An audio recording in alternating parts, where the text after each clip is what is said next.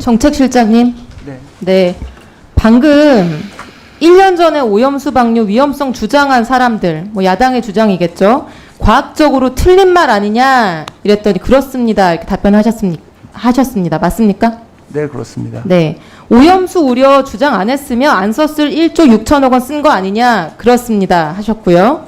오염수 우려 제기한 사람들 사과해야 하는 거 아니냐라고 했더니 사과해야 한다고 생각한다. 이렇게 답변하셨는데 맞습니까? 네, 그렇습니다. 네. 제가 그 주장한 사람 중에 한 명입니다. 당시 민주당의 주장을 요약하면 이렇습니다. 후쿠시마 오염수 해양 방류가 우리가 알 수 없는 위험성을 가지고 있고 그게 현실화되면 우리 하나뿐인 바다가 오염되고 그건 돌이킬 수 없는 일이 되기 때문에 그런 위험을 감수해서는 안 된다. 그러므로 일본 정부는 돈이 더 들더라도 해양 방류가 아닌 다른 방법을 선택해야 된다. 이게 야당의 주장이었습니다. 맞습니까? 네, 그렇게 이해하고 있습니다. 네, 질문하겠습니다. 첫 번째. 실장님, 야당의 괴담 선동이 아니었으면 쓰지 않았어도 될 예산 1조 6천억 원이 투입됐다 말씀하셨습니다. 슬라이드 세 번째 거 보여주세요. 제가 내역을 받아봤습니다. 5가지 항목으로 이 돈을 썼는데요.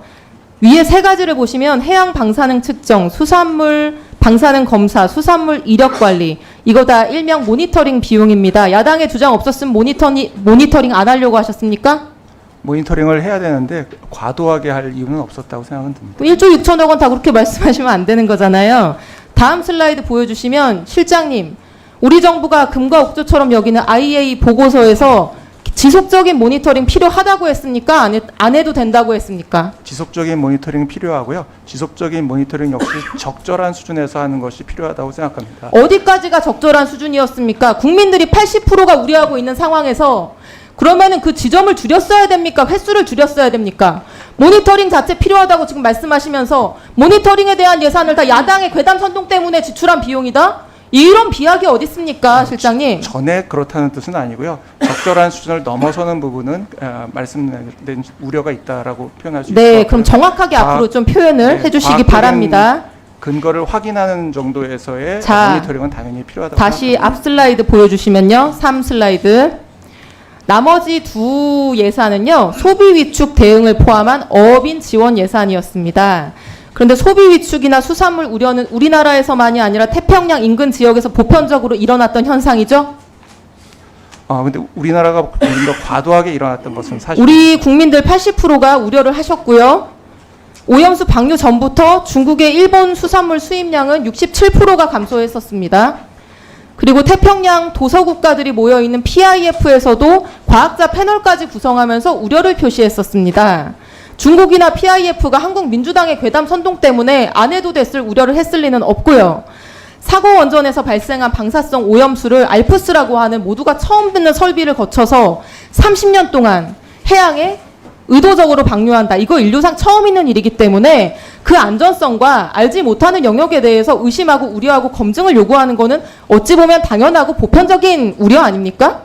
과학적인 수준에서 하는 것이 중요하다는 취지로 말씀드렸고요. 아마 이런 부분들은 우리 과학기술수석께서 좀 더 자세히 과학적인 근거에 대해서 말씀해 주시지 이런 않을까 보편적인 우려에 대해서 국민들의 광범위한 우려에 대해서 선제적인 수요 대응을 하고 어업인 지원을 하고 하는 거 야당의 주장이 없었으면 안 했을 일 아니죠? 말씀드린 것처럼 과도한 수준에서 하는 부분이 국민들의 우려를 만드는 그럼 지금부터는 그렇게 정확하게 말씀해 주시고요. 두 번째 질문. 바닷물에서 방사성 물질이 기준치 이내다.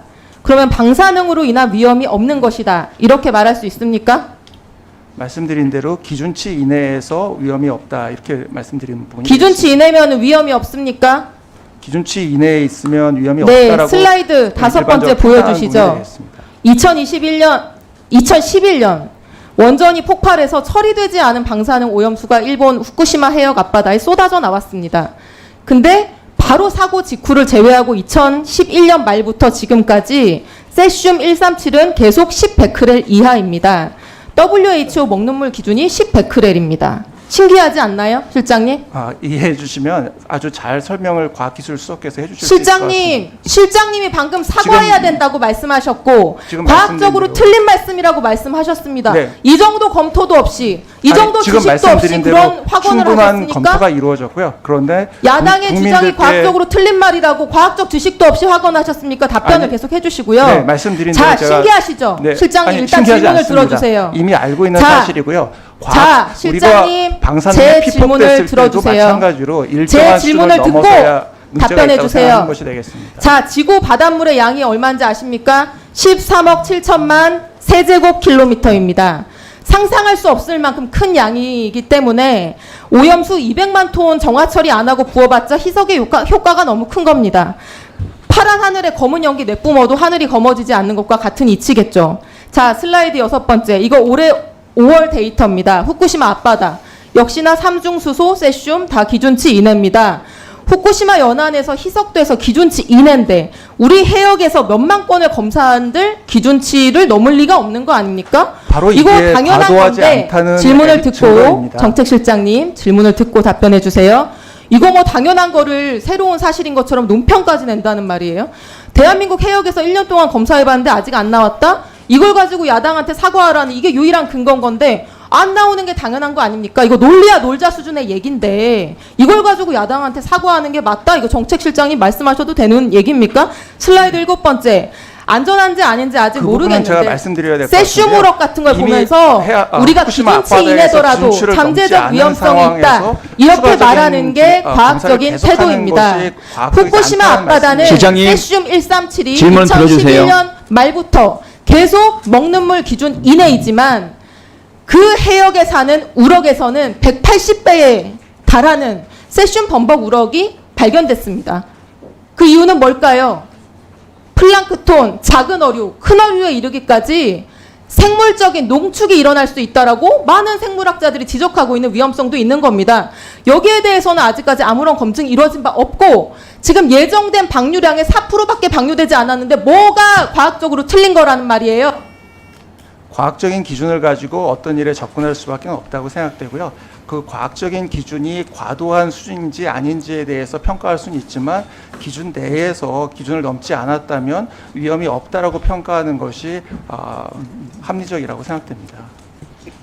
실장님, 과학적으로 알지 못하는 것에 대해서 맹신하는 것이야말로 미신에 가까운 태도입니다. 과학의 관점과 태도가 아닙니다. 이 점을 명심하시기 바랍니다.